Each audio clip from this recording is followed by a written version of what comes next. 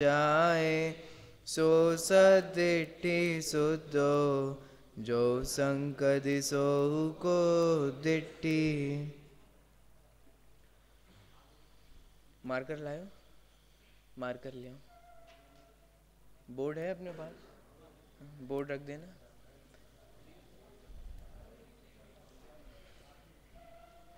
क्रमबद्ध पर्याय, क्रमबद्ध पर्याय, इस महासिद्धांत को अपन विगत दिनों से यहाँ पर समझ रहे हैं। कल हमारी जो चर्चा हुई थी वो नियतवाद के संदर्भ में हुई थी कि क्या नियतवाद और क्रमबद्ध पर्याय एक ही है। जिस प्रकार अन्य मतावलंबियों में अथवा बौद्ध धर्मावलंबी ऐसा मानते हैं कि सब कुछ नियत है, क्या क्रमबद्ध पर्याय भी इस प्रकार से ही कथन करती है? क्या क्रमबद्ध पर्याय और नियतवाद के आधार से अपन एकता स्थापित कर सकते हैं क्या? तो कल हमने ये देखा कि नियतवाद और क्रमबद्ध पर्याय एक जैसी बिल्कुल भी नहीं है। दोनों के कथन लगभग एक जैसे हो सकते हैं, परंतु दोनों के में बहुत बड़ा अंतर है, और वह अंतर है वहाँ सिर्फ नियति को अर्थात काल अवधि को ही सर्वत्र और सब कुछ मानना, और यहाँ पंच समवायों की स्वीकृति पूर्वक प्रत्येक कार्य को मानना। यहाँ पंच समवायों की स्वीकृति है, अनेक कारणों की स्वीकृति है, पुरुषार्थ की स्वीकृति है। वहाँ अनेक कारणों की स्वीकृति नहीं है, पंच समवाय की स्वीकृति नहीं है, पुरुषार्थ की स्वीकृति नहीं है, मात्र नियति और काल की ही स्वीकृति है। तो इस प्रकार से नियतवाद और क्रमबद्ध पर्याय इन दोनों में बहुत अंतर है। हमारी कल अंतिम चर्चा जो हुई थी वो गुरुदेव के वाक्य को पढ़कर हुई थी। गुरुदेव ने जो अपने प्रवचन में कहा उसको पढ़ते हुए हुई थी। अब वही कोटेशन जो आधा और है उसको अपन अगले पेज से पढ़ना प्रारंभ करेंगे। आप लोग पेज नंबर निकाल लीजिए 42। देखिए गुरुदेव का वही कोटेशन जो है वो आगे चल रहा है। कल हमने ये देखा था कि गुरुदेव ने ये कहा था कि जिस किसी भी जीव को ज्ञायक स्वभाव का निर्णय ना हो, विपरीत भावों का उछाला आता हो, कषाय मंद नहीं की हूं, स्वच्छंदता हो, अयत्नाचार प्रवृत्ति हो, और वह बोले कि जो होना है सो नक्की है, तो वह क्रमबद्ध पर्याय का श्रद्धानी नहीं, वह तो एकांत नियतवाद है।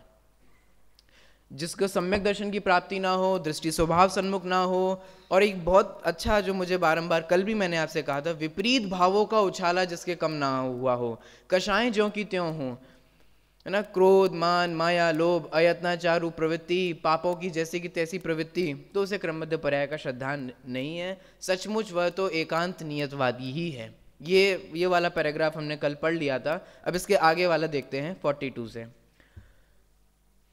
अज्ञानी कहते हैं कि इस क्रमबद्ध पर्याय को माने तो पुरुषार्थ उड़ जाता है, किंतु ऐसा नहीं है ना। ऐसा लगता है कि अगर हम क्रमबद्ध पर्याय को मानेंगे तो फिर हम करेंगे क्या, कुछ तो करने ही नहीं दे रहे हो, सब पुरुषार्थ उड़ गया।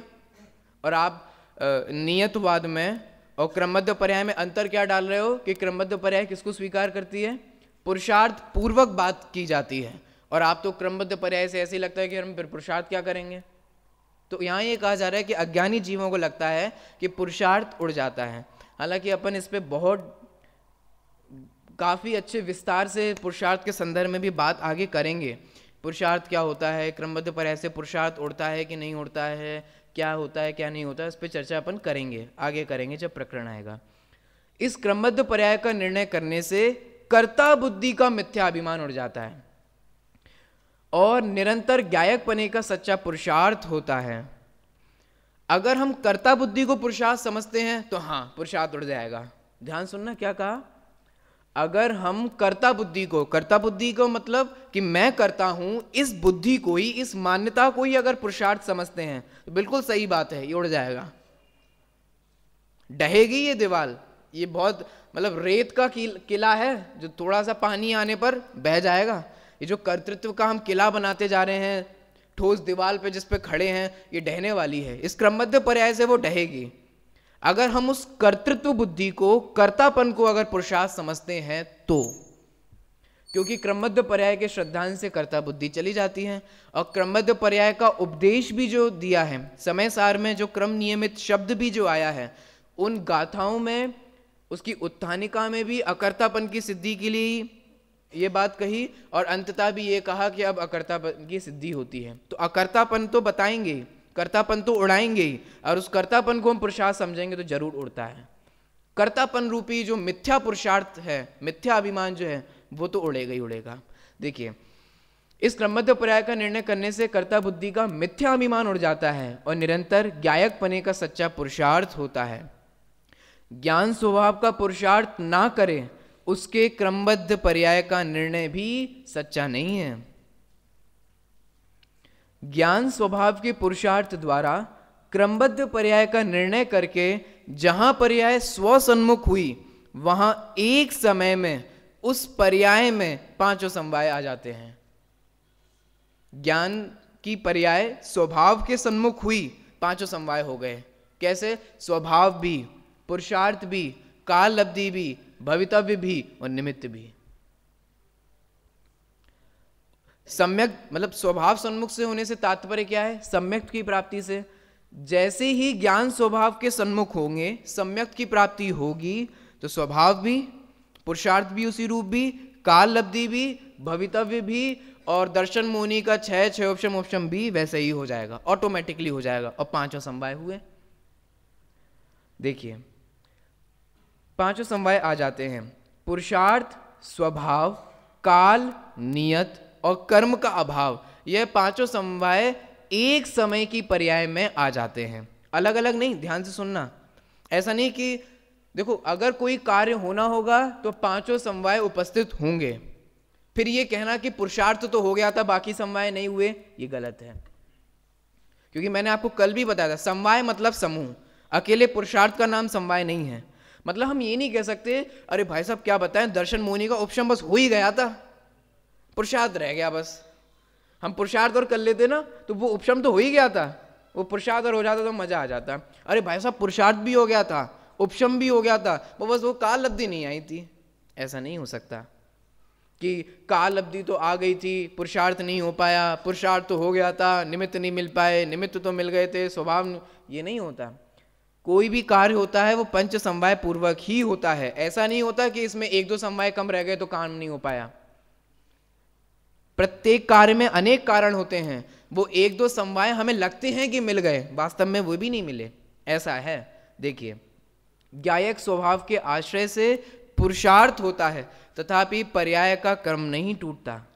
दोनों में अंतर समझ में आ रहा है? मतलब पर्यायों के क्रम में भी ज्ञायक स्वभाव का, देखो क्रमबद्ध पर्याय का विश्वास, स्वभाव के सन्मुख, ज्ञान का निर्णय, सम्यक की प्राप्ति, पंच समवायों का मिलना, सब एक साथ होता है और क्रम भी नहीं टूटता। कौन सा क्रम नहीं टूटता? वो जो पर्यायों का प्रवाह क्रम है ना, वो पर्यायों का प्रवाह क्रम भी नहीं टूटता। ऐसा ही सहज संबंध है। देखिए, देखो यह वस्तु स्थिति, पुरुषार्थ भी नहीं उड़ता और क्रम भी नहीं टूटता। मतलब पुरुषार्थ भी स्वसन्मुख होने का होता है और उन पर्यायों का क्रम भी नहीं टूटता, क्योंकि उन पर्यायों के क्रम में भी स्वसन्मुख होना था।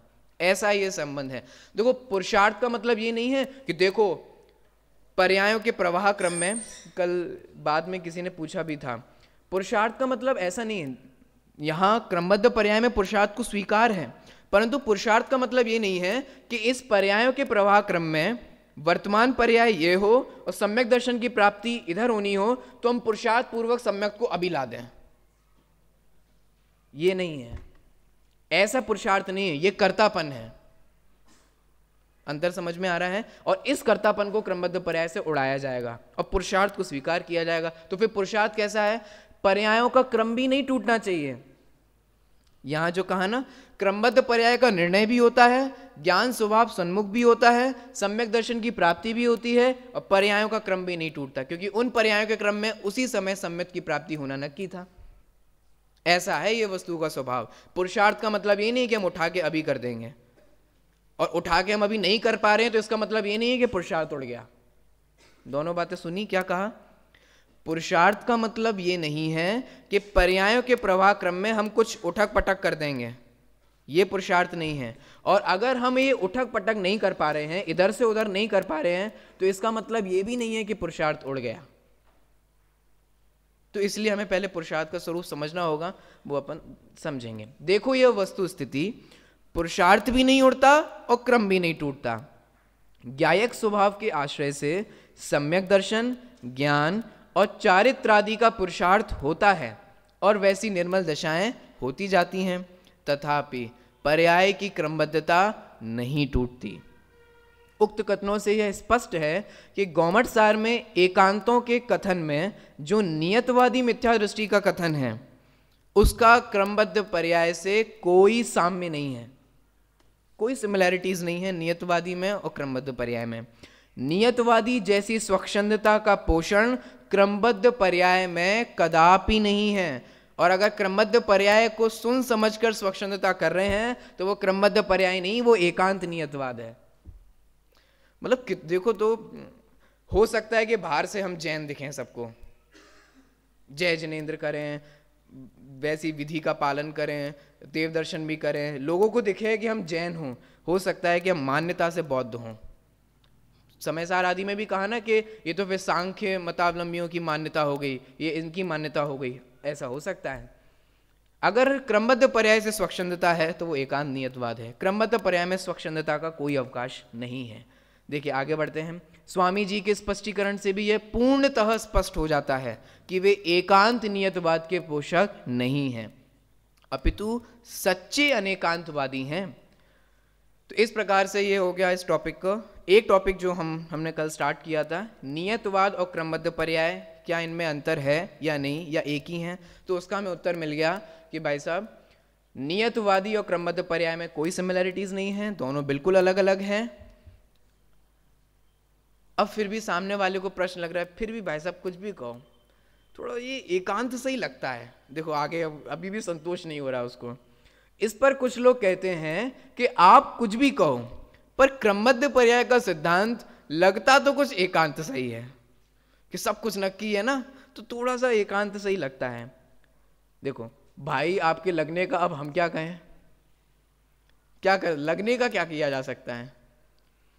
जब अनेक आगम प्रमाणों और युक्तियों से स्पष्ट कर दिया है, तब भी यदि आपको एकांत सा लगता है, तो अब हम क्या करें? देखो हम क्या कर सकते हैं, किसी भी वस्तु को समझाने के लिए आप तर्क दे सकते हैं, आप युक्ति दे सकते हैं, आप उदाहरण दे सकते हैं, आप आगम प्रमाण दे सकते हैं। वो सारे तो दे ही दिए, युक्ति भी दिए, तर्क भी दिए, आगम प्रमाण भी दिया। अब फिर भी सब कुछ कहने के बावजूद भी अगर हमें ऐसा लगता हो कि नहीं नहीं भाई साहब, क्रमबद्ध पर्याय को मानेंगे तो काम नहीं चलेगा, दुनिया नहीं चल पाएगी, हमारी रोजमर्रा की जिंदगी तो नहीं चल सकती, क्योंकि एकांत सा है।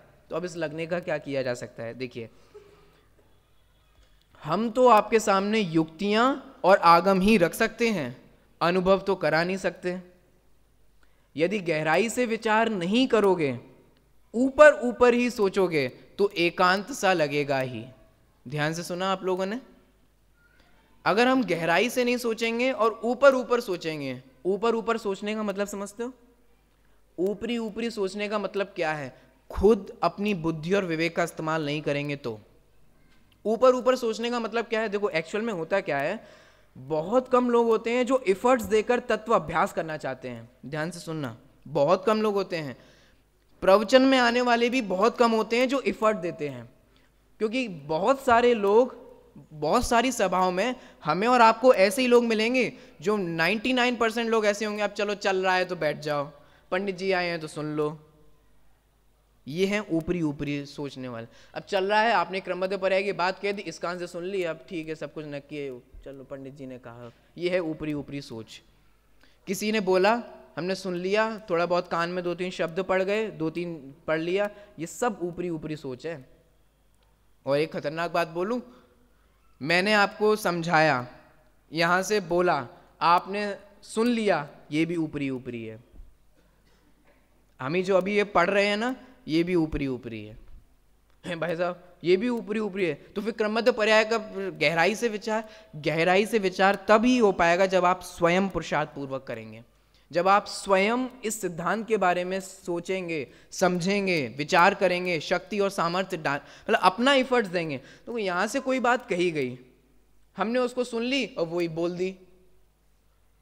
क्या अंतर रह गया? मतलब वही सुनी सुनाई बात ऐसे उड़ेल दी। मतलब अब किसी ने निकाली, आपने डाली और आपने भी उड़ेल दी। तो ये नहीं है, ये भी फिर ऊपरी ऊपरी सोच है। मतलब किसी से सुन के हमने भी बोल दिया, यहाँ बोला कि हम आत्मा हैं, हमने भी बोल दिया आत्मा है, ये ऊपरी ऊपरी सोच। यहाँ बोला कि पर्याय क्रमबद्ध हैं, सब कुछ निश्चित है, आपने भी अपने प्रवचन में बोल दिया कि पर्याय क्रमबद्ध और निश्चित हैं, ऊपरी ऊपरी सोच है। हमने उस सिद्धांत को अपना कहाँ बनाया? क्रमबद्ध पर्याय सिर्फ गुरुदेव श्री की नहीं है, हम सभी की है, प्रत्येक जीव की है। हम उस क्रमबद्ध पर्याय को अपना तो बनाए। कैसे बनेगी वो क्रमबद्ध पर्याय? अपनी, हमारे नाम से, अरे नाम वाम से नहीं, उस क्रमबद्ध पर्याय के वस्तु स्वरूप जो है उसके विचार तो करें, समझें तो।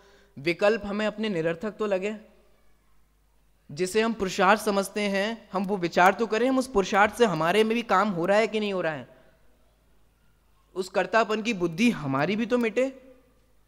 उसके लिए जो हम तर्क लगाएंगे, उसके लिए जो हम युक्ति लगाएंगे, उसके लिए फिर जो हम अपने अंदर ही जो एक वो युद्ध चलेगा अपनी ही बुद्धि से लड़ने के लिए, वो कर्ता बुद्धि से लड़ने के लिए, तब वो क्रमबद्ध पर्याय हमारी होगी, तब हम उस जाके गहराई से विचार करेंगे। वरना किसी के बोलने से हमने बोल दिया, ये भी सब ऊपरी ऊपरी है, उसमें वो वजन नहीं आता। आपकी बात में कभी वो वजन नहीं आ सकता जब आप उस क्रमबद्ध पर्याय को अपनाएंगे नहीं। जब हम किसी को भी देखते हैं ना जिसकी बात में वजन नजर आता है, वो उसकी भी सोच होती है, वो उसका भी निर्णय होता है। जब उस क्रमबद्ध पर्याय से मतलब हम उसको अपना निर्णय बनाएंगे ना, तभी जाकर हम गहराई से विचार कर पाएंगे। हम अपने लिए सोचेंगे ना, तब गहराई से जाके विचार कर पाएंगे। अगर हम ऊपरी ऊपरी सोचेंगे ना, तो हमें भी पुरुषार्थ का लोप नजर आएगा। हमें भी ऐसे लगेगा कि ऐसे कैसे काम चलेगा, इतना तो करना ही पड़ेगा, इतना तो सोचना ही पड़ेगा, ऐसा तो हो नहीं पड़ेगा। तो ये सब ऊपरी ऊपरी सोच है। देखो, यदि गहराई से विचार नहीं करोगे, ऊपर ऊपर ही सोचोगे, तो एकांत सा लगेगा ही। जब जब आपको एकांत सा लगे ना, तब तब समझना कि अभी हमने गहराई से सोचा नहीं, गहराई से निर्णय नहीं किया। अरे सुनो तो, सबसे पहले विकल्पात्मक निर्णय तो सही से करो। आत्म स्वभाव का निर्विकल्प अनुभव तो बाद में होता है, सबसे पहले उसका विकल्पात्मक सम्यक निर्णय तो हो। अभी जो हम विकल्पात्मक निर्णय कर रहे हैं, सीखने समझने का प्रयास कर रहे हैं, सबसे पहले हम उस क्रमबद्ध पर्याय के बारे में विकल्पात्मक निर्णय तो करें, खूब द्वंद्व तो चलें, खूब युद्ध तो करें अपने आप से, तब वो जाके वो क्लैरिफिकेशन एक होता है। गहराई से विचार करने का स्पष्ट प्रतीत होता है कि यह मिथ्या एकांत नहीं है। क्या कहा? मिथ्या एकांत नहीं है। हाँ हाँ, सम्यक एकांत तो वह है ही।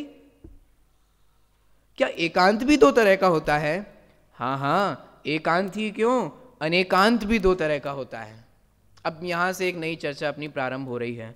किस टॉपिक से प्रारंभ हुई? सामने वाला क्या कह रहा है कि इसमें कुछ एकांत नजर आ रहा है, तो उसके बदले में क्या उत्तर दिया कि ये तो हाँ सम्यक एकांत है। तो उसको बड़ा खतरनाक सा लगा। हम तो ये सुनते आए हैं कि जैन दर्शन अनेकांतवादी है, और आप कह रहे हो कि ये सम्यक एकांत है। तो एकांत और अनेकांत, इनके सम्यक और मिथ्या, इस प्रकार से ये दो दो भेद होते हैं। सबसे पहले अपन इन भेदों को समझेंगे, वो समझना हमारे लिए जरूरी भी है, तब जाके अपन अपनी चर्चा आगे बढ़ाएंगे। इसके लिए अपन बोर्ड की मदद लेंगे। समीर माइक दे देना वहां से।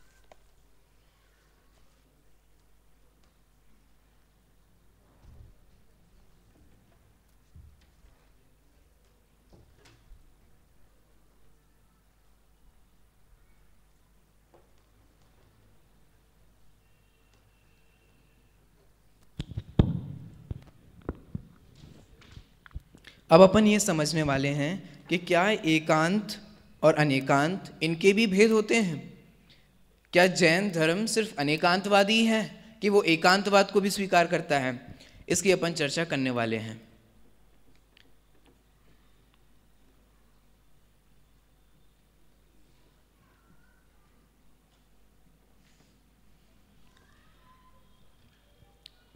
ये तो हम सभी सुनकर आए हैं और ये सभी जानते हैं कि जैन धर्म जो है वो अनेकांतवादी है, अर्थात अनेकांत को स्वीकार करता है। परंतु अनेकांत में भी अनेकांत है। क्यों? क्योंकि अगर हम जैन धर्म को मात्र अनेकांतवादी ही मानेंगे तो यह भी एक प्रकार का एकांत है। इसीलिए अनेकांत के दो भेद हैं, एक सम्यक और एक मिथ्या। इसी प्रकार से एकांत के भी दो भेद हैं, सम्यक और मिथ्या। सबसे पहले इसे अपन समझेंगे, फिर क्रमबद्ध पर्याय पे भी लगाएंगे। सामने वाला व्यक्ति क्या कहता है, वो आपको एक प्रपोजल देता है। कई लोग होते हैं समझौतेवादी वाले, जो समझौता कराते हैं। एक लोग समाज में वे हैं जो पर्यायों को क्रमबद्ध स्वीकार करते हैं, एक लोग समाज में वे हैं जो पर्यायों को क्रमबद्ध स्वीकार नहीं करते, मतलब उनको क्रमबद्ध पर्याय से एलर्जी है। तो अब बीच में एक वो समझौतावादी वाला व्यक्ति आता है, वो कहता है कि भाई साहब देखो, हम आप दोनों में सुलह करा सकते हैं। क्यों? क्योंकि अपन तो अनेकांत वाले हैं ना। अनेकांत मतलब क्या? तुम भी सही और तुम भी सही, इसी का नाम तो अनेकांत है ना। आपको पता है, जानकर आश्चर्य होगा, बहुत सारे कॉलेजेस में अनेकांतवाद के नाम पर यही सिखाया जाता है। बहुत सारे अन्य मतावलंबियों में अनेकांत के नाम पर यही पढ़ाया जाता है कि जैनी मतलब कौन, कि एक मतावलंबी बौद्ध कह रहे थे कि सब कुछ क्षणिक है, एक कह रहे थे कि सब कुछ नित्य है। ये जैन धर्म नया प्रकट हुआ, उसने कह दिया तुम भी सही और तुम भी सही, तो नित्य और अनित्य दोनों। ऐसे ही जहाँ भी दोनों में झगड़ा हो रहा हो तो आप भी सही और आप भी सही, इसी का नाम क्या है? अनेकांत। ये पढ़ाया जाता है।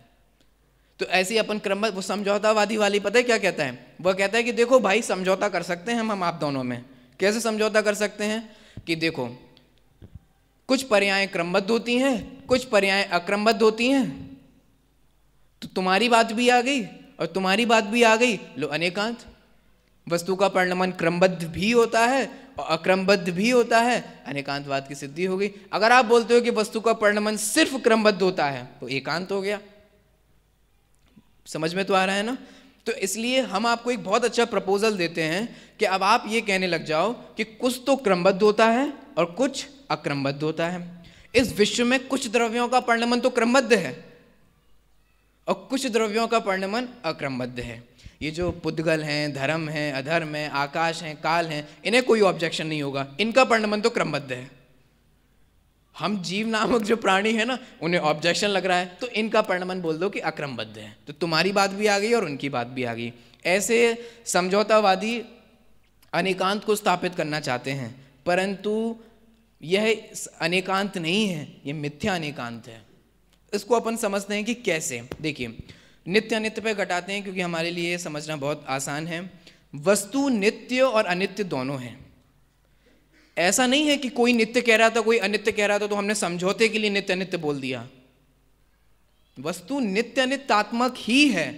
अब ध्यान से सुनना, सम्यक एकांत क्या कहता है, सम्यक अनेकांत क्या कहता है? कि वस्तु नित्य भी है और अनित्य भी है।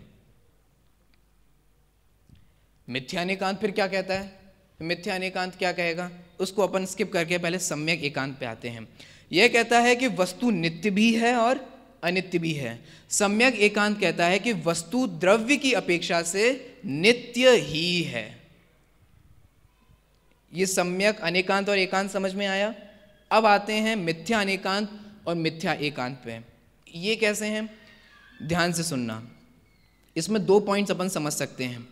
मिथ्या अनेकांत क्या कहता है कि कुछ वस्तुएं तो नित्य हैं और कुछ वस्तुएं अनित्य हैं।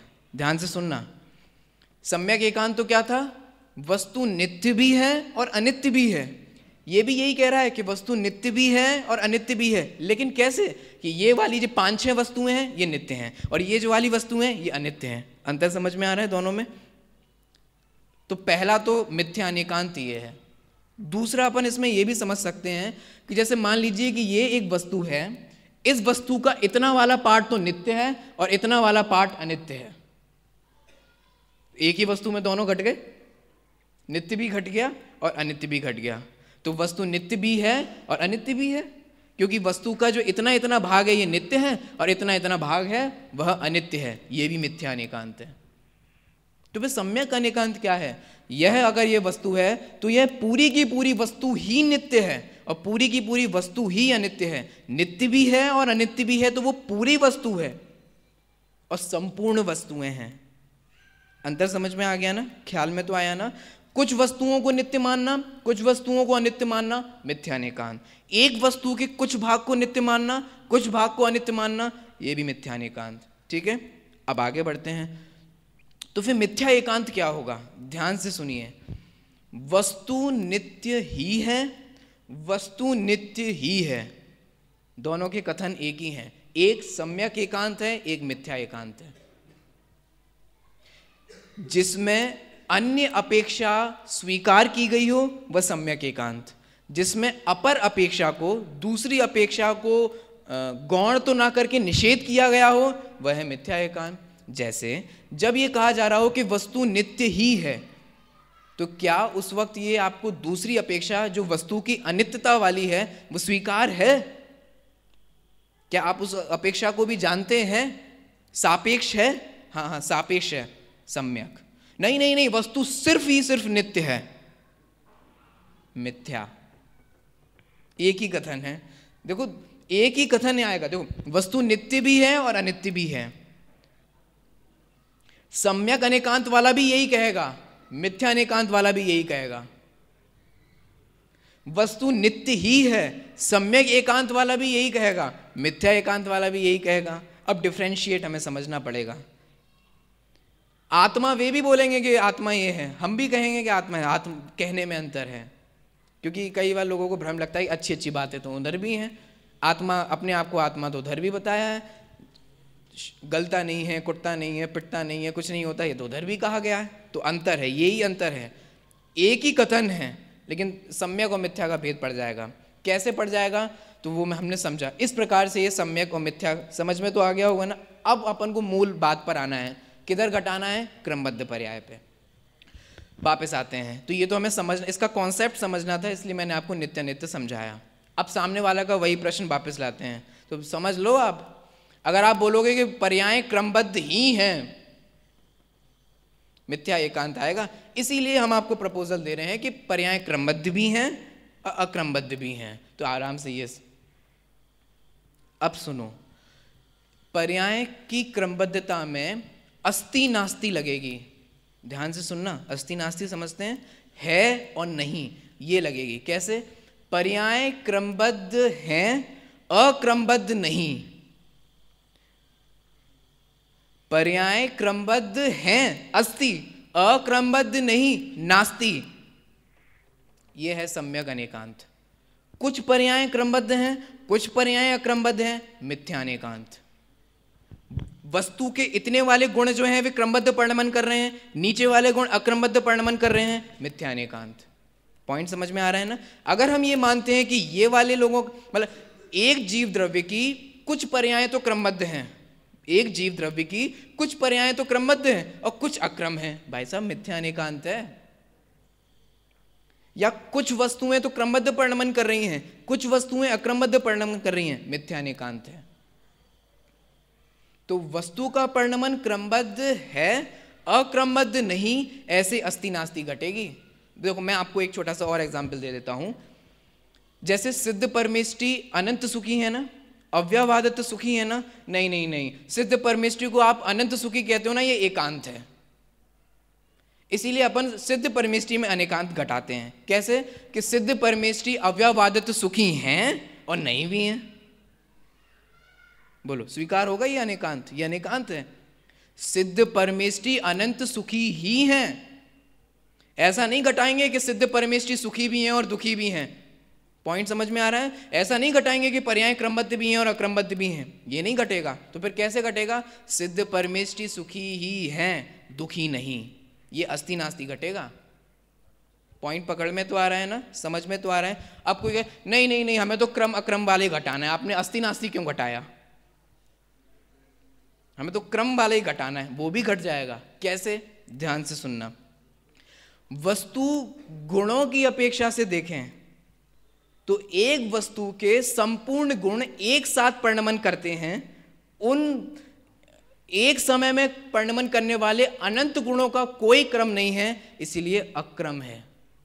परंतु एक एक गुण की पर्याय जो हैं वो एक एक करके ही प्रकट हो रही हैं, उसमें क्रम है। घट गया कि नहीं क्रम और अक्रम वाला? समझ में आ रहा है ना? गुण की अपेक्षा से देखें गुणों के एक साथ परिणमन करने की अपेक्षा से देखें तो वे एक साथ संपूर्ण गुण परिणमन करते हैं। ऐसा नहीं होता कि पहले ज्ञान गुण परिणमन करेगा फिर दर्शन गुण रूप परिणमन करेगा। जीव द्रव्य है तो उन संपूर्ण गुणों का परिणमन एक साथ ही होता है, उन गुणों के परिणमन में कोई क्रम नहीं है, तो इसीलिए अक्रम है। परंतु एक एक गुण की एक एक पर्याय को अगर अपन देखें तो उसमें क्रम है। अब ध्यान सुनना, अनेकांत अब इसमें क्रमबद्ध पर्याय में लगाते हैं अपन चारों ही। सम्यक अनेकांत कैसे घटेगा क्रमबद्ध पर्याय पे? सम्यक अनेकांत ऐसे घटेगा कि पर्याय जो है वे क्रमबद्ध हैं, अक्रम नहीं, यह सम्यक अनेकांत। सम्यक एकांत पर्याय क्रमबद्ध ही हैं, ही हैं, पर्याय क्रमबद्ध ही हैं। ध्यान से समझना, ये सम्यक एकांत है। पर्याय अक्रमबद्ध नहीं है, ये दूसरी अपेक्षा स्वीकार है।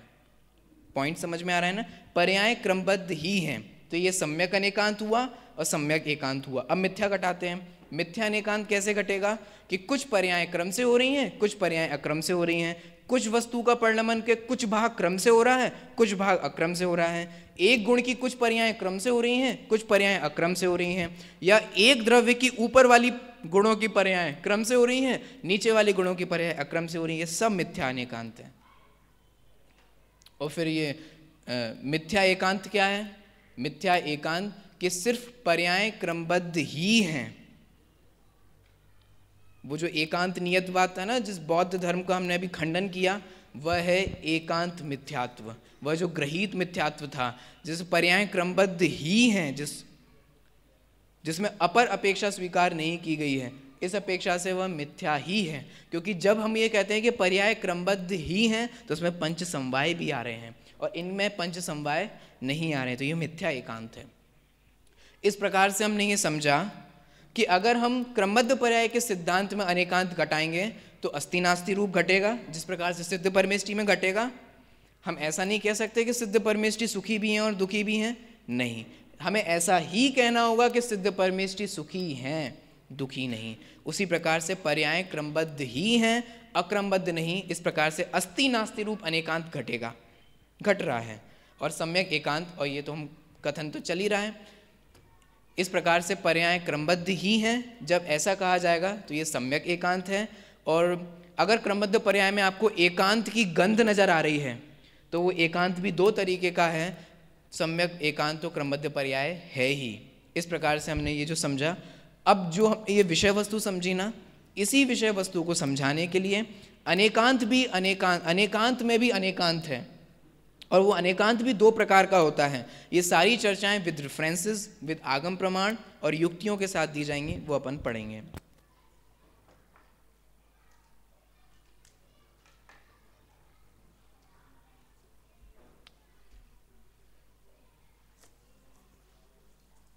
देखिए,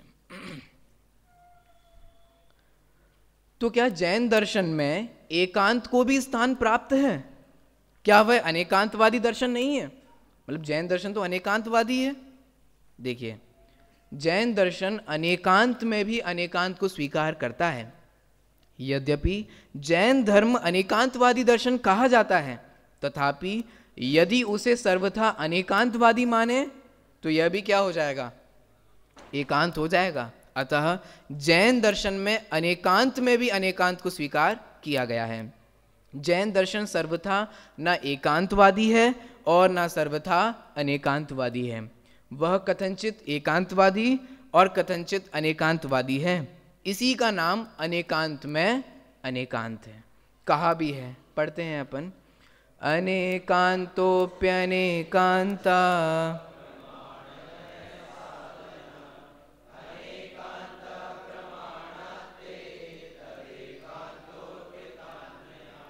प्रमाण और नए हैं साधन जिसके, ऐसे अनेकांत भी अनेकांत स्वरूप है। क्योंकि सर्वांशग्राही प्रमाण की अपेक्षा वस्तु अनेकांत स्वरूप है, क्योंकि प्रमाण संपूर्ण को ग्रहण करता है, संपूर्ण वस्तु को ग्रहण करता है, एवं अंशग्राही नए की अपेक्षा वस्तु एकांत स्वरूप है, और वो सम्यक एकांत है। देखिए, जैन दर्शन के अनुसार एकांत भी दो प्रकार का होता है। और अनेकांत भी दो प्रकार का है, यथा सम्यक एकांत और मिथ्या एकांत। सम्यक अनेकांत और मिथ्या अनेकांत। निरपेक्ष नए मिथ्या एकांत है। निरपेक्ष समझते हैं जिसमें अन्य अपेक्षा स्वीकारी नहीं है, एक्सेप्ट ही नहीं, नहीं नहीं नित्य ही है, अरे नहीं नहीं दूसरी अपेक्षा अनित्य, नहीं नहीं वो हम स्वीकार ही नहीं, मिथ्या। देखो निरपेक्ष नए मिथ्या एकांत हैं और सापेक्ष नए जिनमें अपेक्षाएं हैं सम्यक एकांत हैं। अब आप लोग को एक बात और बता दूं, जगह जगह आपको अपेक्षा नहीं बताई जाएगी, क्योंकि समंतभद्र आचार्य ने ही कहा है कि हम जैनियों के ग्रंथ अगर आप पढ़ो ना तो उसमें अपेक्षा लगा के ही पढ़ना। उसमें स्यादवाद अपन पढ़ते भी है ना रोज गुणस्थान के मंगलाचरण में, स्याद पद मुद्रित। हमारी जो जिनवाणी जो है वो स्याद पद से मुद्रित है, उसमें सीली स्यादवाद की लगाई गई है। तो आप जब भी जिनवाणी का कोई कथन पढ़ें स्यादवाद पहले से लगा लेना। हम बार बार नहीं कहेंगे क्योंकि हम जैनियों में लगा हुआ ही मानना ऐसा है, हर जगह अपेक्षा नहीं बताई जाएगी, क्योंकि वो विषय के हिसाब से, जैसे हम जब समझा रहे हो कि वस्तु नित्य ही है तो हम नित्यता को फोकस करेंगे, दूसरी अपेक्षा को गौण किया जाएगा, निषेध नहीं किया जाएगा। जहां गौण हो वह सम्यक है, जहां निषेध हो वह मिथ्या है। लेकिन कहा नहीं जाएगा उसके बारे में, क्यों? क्योंकि अगर हम दूसरी अपेक्षा को भी क्लियर करने लगेंगे तो वो नित्य वाली जो अपेक्षा हम समझा रहे थे वो तो छोड़ के फिर वो अनित्य वाली समझाने लग जाएंगे, ऐसा भी है। तो गौण मुख्य और गौण होता है, निषेध नहीं होता, इतना सा अंतर है। निरपेक्ष नय मिथ्या एकांत है और सापेक्ष नय सम्यक एकांत है, तथा सापेक्ष नयों का समूह अर्थात श्रुत प्रमाण सम्यक अनेकांत है और निरपेक्ष नयों का समूह अर्थात प्रमाणाभास मिथ्या अनेकांत है। जब मिथ्या मिथ्या अनेकांत मिलते हैं तब मिथ्या मिथ्या एकांत मिलते हैं तब मिथ्या अनेकांत बनता है, और जब सम्यक एकांत मिलते हैं तो सम्यक अनेकांत बनता है। कहा भी है, पढ़िए, जम्बत्तु अणेयन्तम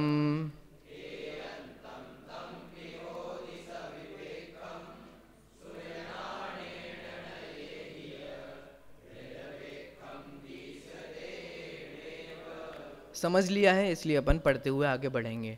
जो वस्तु अनेकांत रूप है वही सापेक्ष दृष्टि से एकांत रूप भी है। श्रुत ज्ञान की अपेक्षा अनेकांत रूप है और नयों की अपेक्षा एकांत रूप है। प्रमाण की अपेक्षा अनेकांतात्मक है, नयों की अपेक्षा एकांतात्मक है। बिना अपेक्षा के वस्तु का रूप नहीं देखा जा सकता, वस्तु पकड़ में नहीं आएगी बिना अपेक्षा के। अनेकांत में अनेकांत की सिद्धि करते हुए आचार्य अकलंक देव लिखते हैं, यदि अनेकांत को अनेकांत ही माना जाए, मतलब सिर्फ अनेकांत अनेकांत ही है ऐसा ही माना जाए, और एकांत का सर्वथा लोप किया जाए, तो सम्यक एकांत के अभाव में, शाखा आदि के अभाव में, वृक्ष के अभाव की तरह, ये समझना क्या कहा, शाखा आदि के अभाव में। इसको अपन ऐसे समझें, अगर एक वृक्ष है, प्रमाण से देखा जाएगा तो वृक्ष पूरा आएगा, पूरी वस्तु आएगी। नए की अपेक्षा से देखा जाएगा तो उसमें डालियां आएंगी, पत्तियां आएंगी, फ्लावर्स आएंगे, फ्रूट्स आएंगे जो उसमें लगते हैं, वो सारी एक एक चीज ना, तना आएगा, एक एक चीज आएगी। जब हम एक एक चीज की अपेक्षा से देखेंगे तो वो नए है, पूरी वस्तु को देखेंगे तो वह प्रमाण है। अब अगर एकांत को मिटा जाए, एकांत मतलब सम्यक एकांत को, तो फिर क्या बचेगा आपके पास? जैसे प्रमाण से तो पूरा वृक्ष जानने में आया, और नए से पत्ती, डाली ना, उसका तना, उसमें पत्ती, ये सारी जानने में आई। अब पत्तियां पेड़ हैं? नहीं है, हटा दो। डालियां पेड़ हैं? नहीं है, हटा दो। फ्लावर्स पेड़ हैं? नहीं है, उसे भी हटा दो। उसमें जो फ्रूट्स लगे वो पेड़ है? नहीं है, उसे भी हटा दो। और वो मोटा तना पेड़ है? नहीं है, उसे भी हटा दो। वो जो जड़ पेड़ है? नहीं, उसे भी हटा दो। क्या बचेगा? बस यही यहां कहा जा रहा है, अगर सम्यक एकांत को हटाया जाएगा तो वस्तु गायब हो जाएगी, कुछ मिलेगा ही नहीं आपको। ये देखो, ये क्या कहा, शाखा आदि के अभाव में। अब समझ में आया इसका भाव? शाखा आदि के अभाव में, वृक्ष के अभाव की तरह। अगर आप शाखा आदि का अभाव करते जाओगे तो वृक्ष का ही अभाव हो जाएगा। फॉर एग्जाम्पल, ये शरीर किसका नाम है? नाक शरीर है? हटा दो, शरीर नहीं है। कान शरीर है? हटाते जाएंगे तो क्या बचेगा? मतलब पैर शरीर है? पेट शरीर है, हाथ शरीर है, क्या बचेगा आपके पास? इसीलिए भैया सम्यक एकांत का सहारा लेना पड़ेगा, वरना सारी वस्तुएं ऐसे उड़ने लग जाएंगी। देखिए, शाखा आदि के अभाव में वृक्ष के अभाव की तरह तत्समुदाय रूप अनेकांत का भी अभाव हो जाएगा। मतलब अगर आप सम्यक एकांत का अभाव करोगे ना, सम्यक एकांत की अपेक्षा यह शरीर है, सम्यक एकांत की अपेक्षा यह शरीर है, अगर आप सम्यक एकांत को ही हटाने लग जाओगे तो कुछ नहीं बचेगा। सम्यक एकांत की अपेक्षा शाखा वृक्ष है, सम्यक एकांत की अपेक्षा पत्ते वृक्ष है, सम्यक एकांत की अपेक्षा, क्योंकि दूसरी जो अन्य अपेक्षा है वो स्वीकार है। अगर हम सम्यक एकांत को ही हटाने लग जाएंगे वस्तु गायब हो जाएगी, वस्तु गायब हो जाएगी तो अनेकांत भी नहीं बचेगा। अगर हम अनेकांत ही मानेंगे और एकांत मानेंगे ही नहीं तो एकांत के अभाव होने पर अनेकांत का भी क्या हो जाएगा? छुट्टी। शाखा आदि के अभाव में वृक्ष के अभाव की तरह तत्समुदाय रूप, क्योंकि एक एक चीज का समुदाय ही तो अनेकांत है, का भी अभाव हो जाएगा। अतः यदि एकांत ही स्वीकार कर लिया जावे तो फिर अविनाभावी इतर धर्मों का लोप होने पर प्रकृत शेष का भी लोप होने से सर्वलोप का प्रसंग प्राप्त होगा। दिक्कत दोनों में ही है। ध्यान से सुनना क्या कहा है। वृक्ष मात्र पत्तियां मात्र ही वृक्ष नहीं है और पत्तियां मात्र वृक्ष भी हैं, दोनों ही बातें हैं। अगर ध्यान से सुनना, अगर हम पत्तियों को वृक्ष नहीं मानेंगे तो पत्ती आदि के अभाव में वृक्ष का भी क्या हो जाएगा? अभाव हो जाएगा। अब दूसरी अपेक्षा, अगर पत्ती को ही वृक्ष मान लेंगे तो फिर उस वस्तु का जो पूरा भाग है वो कहां जाएगा? उसमें जो फूल भी हैं, तने भी है, जड़ भी है और भी बहुत सारी चीज हैं जो एक पेड़ में, वो क्या होगा? तो उसका अभाव होने पर उस पत्ती का भी अभाव हो जाएगा। ध्यान से सुनना, आराम से सुनना। मतलब हमें ना इधर की लाइन क्रॉस करनी है, एकांत वाली लाइन क्रॉस करनी है, ना अनेकांत वाली लाइन क्रॉस करनी है। बैलेंस रहेगा, और बैलेंस का नाम क्या है? सम्यक अनेकांत और सम्यक एकांत का नाम है बैलेंस। अगर वस्तु को मात्र एकांत ही मानेंगे तो भी दिक्कत है, वस्तु को मात्र अनेकांत ही मानेंगे तो भी दिक्कत है। अगर वस्तु को मात्र अनेकांत मानेंगे तो अनेकांत भी नहीं टिक पाएगा, अगर वस्तु को मात्र एकांत मानेंगे तो एकांत के भी प्रश्न चिन्ह खड़ा होगा। आपको भाव तो समझ में आ रहा है ना? क्या समझ में आ रहा है कि नहीं आ रहा है? अगर हम वस्तु को मात्र अनेकांत मानेंगे तो वस्तु उड़ जाएगी, उड़ेगी कि नहीं उड़ेगी? फिर हम किस उड़ेगी से मतलब वो उड़ने वैसे वाला उड़े नहीं, वस्तु का लोप हो जाएगा। लोप से मतलब वस्तु रहेगी नहीं। जैसे अब मैं घटाता हूं, एक घटा के बताता हूं फिर अपन समाप्त करेंगे। कैसे घटेगा ये? अगर वस्तु को सिर्फ हम अनेकांत मानेंगे तो भी दिक्कत है, वस्तु को सिर्फ हम एकांत मानेंगे तो भी दिक्कत है। कैसे? उसे समझ के फिर अपन समाप्त करेंगे। सुनना ध्यान से। शरीर पे घटाते हैं, पेड़ पे भी आप घटा लेना, घट जाएगा वो। जैसे हाथ है, हाथ भी शरीर है लेकिन हाथ मात्र शरीर नहीं है। सेंटेंस है ना, यही सही है। अगर हम हाथ को भी शरीर नहीं मानेंगे तो हाथ के अभाव में, दूसरे हाथ के अभाव में, इसके अभाव में, फिर तो ये भी शरीर नहीं है, पैर भी शरीर नहीं है, नाक भी शरीर नहीं है, तो सब वस्तु का लोप हो जाएगा। ठीक है, इसीलिए हाथ भी शरीर है। अगर हाथ मात्र को शरीर मान लेंगे, इसी को ही शरीर मान लेंगे, तो इतनी वस्तु का लोप हो जाएगा ना, और इतनी वस्तु का लोप हो जाएगा, फिर हाथ का क्या आधार रहेगा? तो हाथ का भी लोप हो जाएगा।